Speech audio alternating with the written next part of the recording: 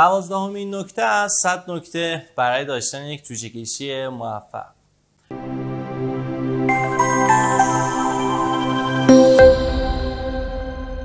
دوازدهمین نکته رو اختصاص دادم به طول دوران ستر. همونطوری که توی ویدیوهای مختلف که تو همین پیجم براتون منتشر کردیم قبلا هم بهش اشاره شده، فرآیند جوجه کشی از 2 تا دوران تشکیل میشه. یعنی همه فرآیندهای جوجه کشی از 2 تا دوران تشکیل میشه: دوران ستر، دوران هچر، و هر فرآیندی یک طول دورانی رو داره. برای مثال پرنده مرغ 21 روز طول میکشه که جوجه کشی داشته باشیم ازش، یا برای مثلا پرنده بلدرچین‌های ژاپنی 18 روز طول دوران جوجه کشیه، یا مثلا نژاد معمولی بوقلمون 28 روز معمولا طول دوران جوجه کشیه. هر پرنده‌ای، هر تخمی یک طول دورانی رو داره که این طول دوران به 2 قسمت ستر و هچر تقسیم میشه. عموما برای همه پرنده‌ها 3 روز آخر رو دوران هچر میگن، الباقی روزها دوران ستر.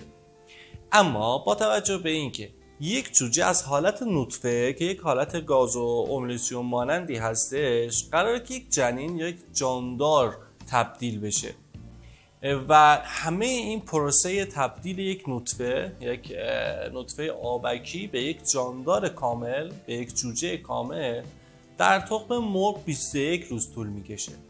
دوستان دقت کنید، کل دوره 21 روز طول میکشه، یعنی ساعتها در رشد و تبدیل نطفه به جوجه دخیلن و بسیار مهم هستن. بنابراین ضروریه که شما طول دوران ستر رو دقیق تشخیص بدید. ستر یعنی دورانی که جنین در داخل تخم در حال تشکیل شدن، یعنی دوران رشد و نمو جنین در داخل تخم رو دوران ستر میگن، و این جنین باید رشد کامل رو در دوران ستر داشته باشه، بعد بره به دوران هچر تا از داخل تخم بیرون بیاد. اما این رشد کامل فقط در دوران ستر صورت میگیره. بنابراین بسیار مهمه که حتی به دقایق و ساعتهای دوران ستر توجه کافی رو داشته باشه که چه بسا اگر دوران ستر شما کامل نشه اون روز و ساعتش، قطعا جوجه کشی شما ناموفق خواهد شد، به اصطلاحاً یک جنین نارس خواهید داشت در زمان هچر.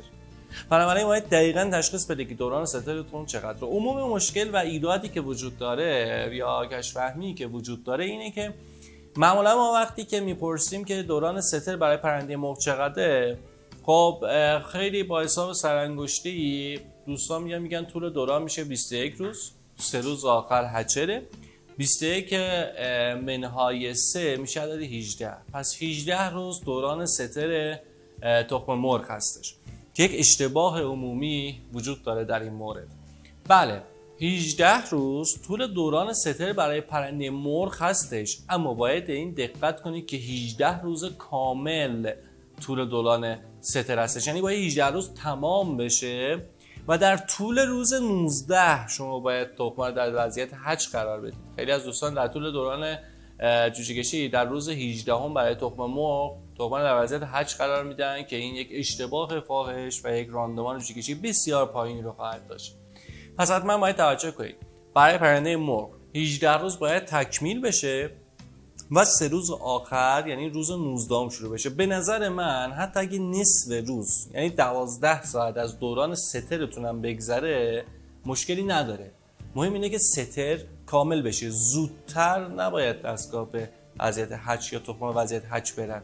اگر حالا 12 ساعت، 10 ساعت، 5 ساعت هم دیرتر به وضعیت هچ برن بسیار بهتره. و اگه من اشرفی با تجربه بخواید برای پرنده مرغ خودم 18 روزم که کامل شد در نصف روز 19 هم تخم رو در دوران در وضعیت هچ قرار خواهم داد. اما برای اینکه الگوریتم کلی داشته باشید، پروتکل کلی داشته باشید برای به دست آوردن فرآیندش برای سایر پرنده ها، بهترین کار و بهترین الگو اینه که دوران اون پرنده رو به دست بیارید چقدر طول میکشه که اون تخم نطفه دارتون به جوجه تبدیل بشه. مثلا برای بوقلمون 28 روزه. عدد 28 رو در نظر داشته باشید. به صورت معکوس 3 تا از این عدد کم کنید. ببینید 28 27 26 20 روز 26م باید تخمای بوقلمون رو در حالت هچ قرار بدید. هرچند این کتاب‌ها منابع مختلف و اعداد ارقام به ما نشون میده که 25 روز طول دوران بوقلمونه، جوجه کشی بوقلمونه، اما باید در نظر داشته باشه که این 25 روز باید تکمیل بشه پس روز 26م. یا مثلا برای بلدرچین اگه بخوام مثال بزنم 18 روز برای بلدرچین ژاپنی، اون چیزی که معمولا عموما تو ایران پرورش داده میشه، بلدرچین‌های ژاپنی نژاد معمولی بلدرچین 18 روز طول دوران جوجه کشیشه.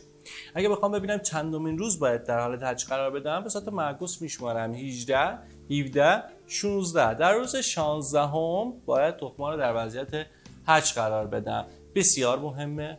انقدر این موضوع و کامل شدن طول دوران ستر مهمه که تصمیم گرفتیم این ویدیو رو خدمتتون تهیه کنیم. به عنوان نکته 12 خدمتتون عرض کنیم که طول دوران ستر بسیار مهمه و باید دقت و عنایت ویژه‌ای رو بهش داشته باشید.